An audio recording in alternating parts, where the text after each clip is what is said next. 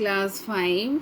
आज हम लोग पढ़ेंगे पार्ट 9, जिसमें है विशेषण। विशेषण का अर्थ है विशेषता। किसी भी व्यक्ति या वस्तु या स्थान में वो विशेष बात या खास बात क्या है, उसको हमें विशेषण बतलाता है। तो इस तरह से हम विशेषण की परिभाषा लिख सकते हैं या बोल सकते हैं। संज्ञा या सर्वनाम की विशेषता बतलाने वाले शब्द को विशेषण कहते हैं। जैसे लाल साड़ी, मोटा लड़का, ऊंची मीनार, बड़ा शहर। तो लाल, मोटा, ऊंची और बड़ा, ये शब्द हमको उनकी विशेषता को बतलाते हैं या दर्शाते हैं। और विशेषण जिन शब्दों की विशेषता बतलाता है उसे हम विशेष्य कहते हैं। यानी कि विशेषण जिन शब्दों की विशेषता बतलाता है उसे हम विशेष्य कहते हैं। जैसे मोटा लड़का, तो मोटा किसकी विशेषता बतला रहा है? लड़का का। तो लड़का क्या हो गया? विशेष्य हो गया, है ना। और इस तरह से हम विशेषण को 4 भागों में बांट सकते हैं, या फिर हम कह सकते हैं विशेषण के 4 भेद होते हैं। पहला है गुणवाचक विशेषण, दूसरा है संख्यावाचक विशेषण, तीसरा है परिमाणवाचक विशेषण और चौथा है सर्वनामिक विशेषण। कि आपकी किताब में पेज नंबर 42 में दिया हुआ है विशेषण के भेद, है ना। विशेषण के 4 भेद होते हैं। पहला है गुणवाचक विशेषण, दूसरा है संख्यावाचक विशेषण, तीसरा है परिमाणवाचक विशेषण और चौथा है सर्वनामिक विशेषण। तो पहला है गुणवाचक विशेषण। जो विशेषण शब्द संज्ञा या सर्वनाम शब्दों के गुण, दोष, रंग, अवस्था आदि के विषय में बताते हैं उन्हें गुणवाचक विशेषण कहते हैं। यानी कि किसी भी व्यक्ति में कैसा गुण है, अच्छा है, बुरा है, सच्चा है, झूठा है, आलसी है, निकम्मा है, ये व्यक्ति के गुण दोष को बतलाते हैं। गुणवाचक विशेषण में आकार प्रकार को बतलाने वाले शब्द भी आते हैं, जैसे लंबा, चौड़ा, तिकोना, मोटा, पतला। इस तरह से रंग को बताने वाले शब्द आते हैं, यानी जितने भी रंगों के नाम हैं वो आ जाएंगे, लाल, हरा, पीला, चमकीला, काला इत्यादि। गुणवाचक विशेषण दशा और अवस्था को भी बतलाते हैं, जैसे अमीर, गरीब, भारी, सूखा, घना इत्यादि। स्थान की विशेषता को बतलाने वाले शब्द जैसे ऊंचा, नीचा, भीतरी, बाहरी, भारतीय, चीनी इत्यादि।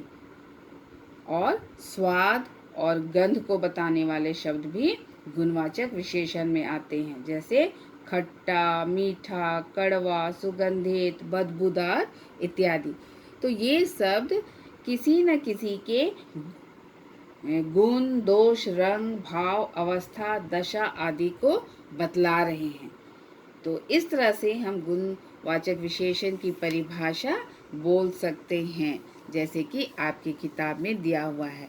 जो विशेषण शब्द संज्ञा या सर्वनाम शब्दों के गुण, दोष, रंग, भाव, अवस्था, दशा आदि का बोध कराते हैं उसे हम गुणवाचक विशेषण कहते हैं। दूसरा है संख्यावाचक विशेषण। संख्या का अर्थ क्या है? नंबर। यानी कि नंबर के द्वारा हमको किसी न किसी की विशेषता का पता चलता है, नंबर के द्वारा। जैसे 4 चॉकलेट, 2 कबूतर, 4 आम, अनेक लड़के। इस तरह से हमको गिनती पता चलता है। जैसे मैदान में कितने लड़के खेल रहे हैं, तो 4 लड़के खेल रहे हैं, यानी 1 नहीं, 2 नहीं, 10 नहीं, केवल 4। तो इस तरह से विशेषता को प्रकट कर रहा है कि मैदान में 4 लड़के खेल रहे हैं।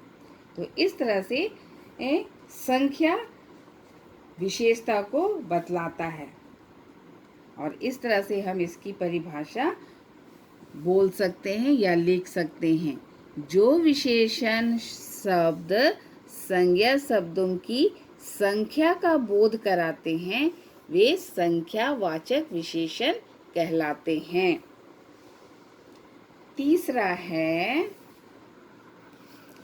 तीसरा नहीं, जैसे कि आपके किताब में दिया हुआ है, संख्यावाचक विशेषण को भी 2 भागों में बांटा गया है, जैसे कि निश्चित संख्यावाचक और अनिश्चित संख्यावाचक। निश्चित यानी कि सही नंबर का बोध होता है, जैसे 4 लड़के, 5 लड़के, 10 आम, 12 आम, इस तरह से मतलब निश्चित संख्या का बोध हो रहा है। तो जहाँ पर निश्चित संख्या का बोध हो रहा है उसे हम कहेंगे निश्चित संख्यावाचक विशेषण, और जहाँ अनिश्चित संख्यावाचक यानी कि हमको संख्या का बोध नहीं हो रहा है, जैसे अनेक, कुछ लड़के, अनेक लड़के, बहुत सारे लोग, है ना। तो यहाँ पर हमको एकदम सही गिनती का पता नहीं चल रहा है, तो उसे हम कहेंगे अनिश्चित संख्यावाचक।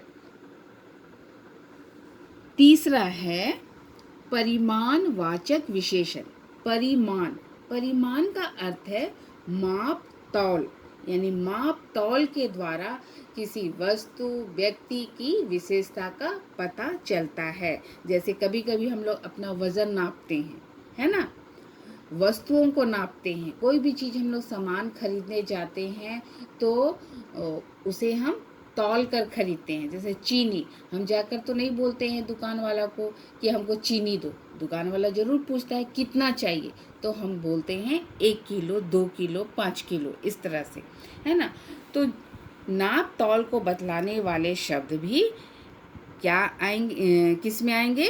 परिमाणवाचक विशेषण में आएंगे। और परिमाणवाचक विशेषण में एक से लेकर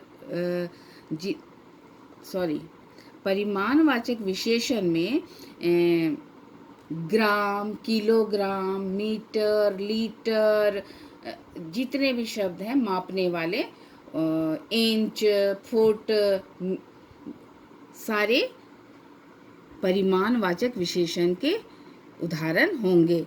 जैसे हम लोग कपड़ा खरीदने जाएंगे तो हम बोलेंगे हमें 1 मीटर कपड़ा दो, 2 मीटर कपड़ा दो, 1 लीटर दूध चाहिए, 2 लीटर दूध चाहिए, इस तरह से। तो माप तौल को बतलाने वाले शब्द परिमाणवाचक विशेषण कहलाते हैं। और इसको भी, परिमाणवाचक विशेषण को भी 2 भागों में बांटा गया है, जैसे निश्चित परिमाणवाचक विशेषण और दूसरा है अनिश्चित परिमाणवाचक विशेषण। निश्चित में हमको निश्चित रूप से माप तौल का बोध होता है, जैसे 5 kilo, 2 litre, 5 litre, 2 inch, 1 foot, 2 foot, इस तरह से। और अनिश्चित परिमाणवाचक में हम निश्चित परिमाण या माप तौल को नहीं बतलाते हैं, उसमें हम बोलते हैं थोड़ी सी चीनी दे दो, या फिर थोड़ा सा दूध उबाल दो। तो थोड़ा सा में कितना सा थोड़ा, उसमें निश्चित मात्रा का बोध नहीं होता है, उसे हम कहेंगे अनिश्चित परिमाणवाचक विशेषण।